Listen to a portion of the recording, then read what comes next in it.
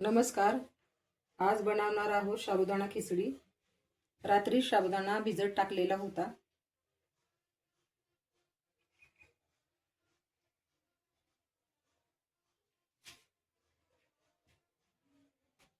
Gas चालू करून कढई ठेवून शेंगदाणे भाजून घ्यायचे आहेत.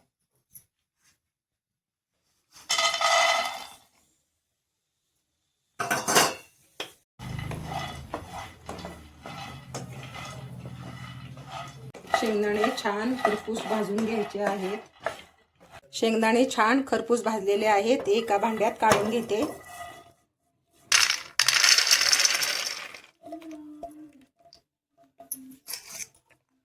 शेंगदाणे थंड झाल्यानंतर शेंगदाण्याचा कूट करून घ्यायचा आहे.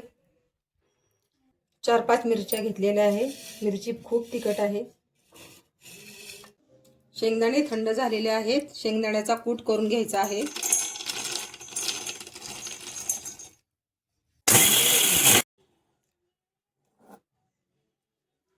शेंगदाण्याचा कूट झालेला आहे. एका भांड्यात काढून घेऊया. शेंगदाण्याचा कूट जास्त बारीक नाही करायचा, आबडधोबडच करायचा आहे. मिरची बारीक वाटून घ्यायची आहे.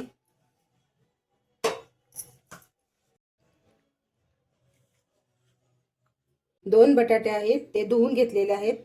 आता बारीक चिरून घ्यायचा आहे. तुम्ही बटाटा उकडून सुद्धा घेऊ शकता, पण मी कच्चा बटाटा बारीक चिरून घेत आहे. नंतर छान असा तेलात परतून घ्यायचा आहे. साबुदाण्यात शेंगदाण्याचा कूट टाकून मिक्स करून घ्यायचा आहे. साबुदाणा शेंगदाण्याचा कूट केलेला असा दोन्हीही छान मिक्स झालं पाहिजे. गॅस चालू करून कढई ठेवलेले आहे. त्यात तेल टाकलेलं आहे. तेल गरम झाल्यानंतर बटाटा छान असा परतून घ्यायचा आहे, गोल्डन कलर येईपर्यंत.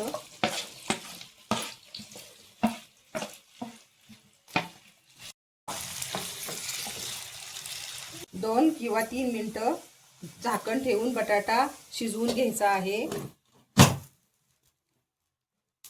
2 मिनिटं झालेले आहे. बटाटा छान असा शिजलेला आहे.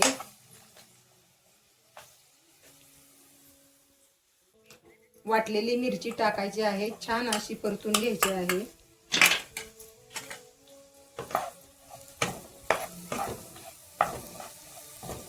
छान अशी मिक्स करून घ्यायची आहे.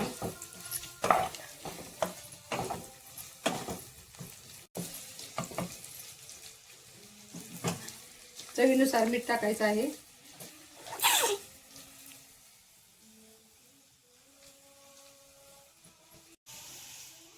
चिमूटभर साखर टाकायची आहे. साखरेने खिचडीला छान अशी चव येते. साबुदाणा टाकून खिचडी छान अशी परतून घ्यायची आहे.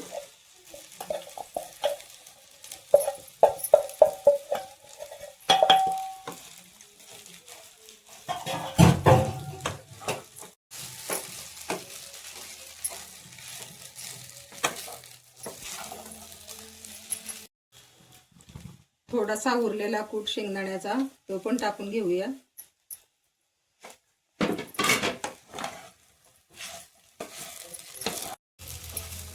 पाच मिनिटं झाकण ठेवून शिजवून घ्यायचे आहे.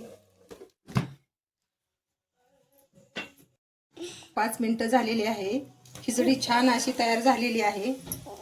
खिचडी छान अशी सुटसुटीत तयार झालेली आहे. गॅस बंद करते.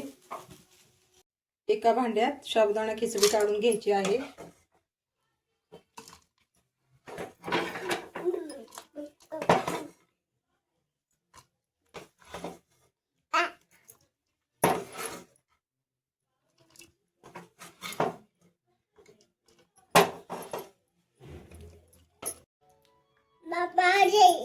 साबुदाणा खिचडी छान अशी तयार झालेली आहे. तुम्हाला साबुदाणा खिचडी आवडते का ते नक्की कमेंट मध्ये सांगा.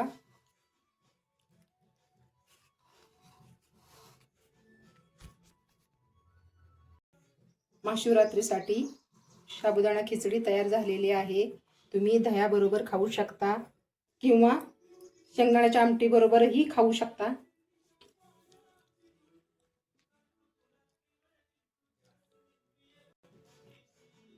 व्हिडिओ आवडल्यास लाईक करा, शेअर करा, कमेंट करा, सबस्क्राईब करा. धन्यवाद.